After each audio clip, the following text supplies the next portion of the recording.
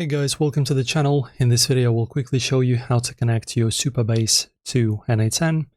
So firstly guys, on n8n, just click on this plus. In the notes search, type in Supabase, choose this one. Then choose, of course, your action, depending on what you want. I will just use this one.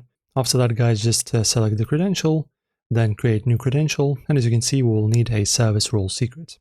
So to get it, choose your basically project in your dashboard. As you can see, mine is already chosen. After that, guys, on the left pane, go to project settings. After that, go to API keys. And as you can see, now we have the service role secret, reveal it, and now just copy it and insert it in this field. Okay, after inputting it, just press on save and pretty much you're now done and good to go.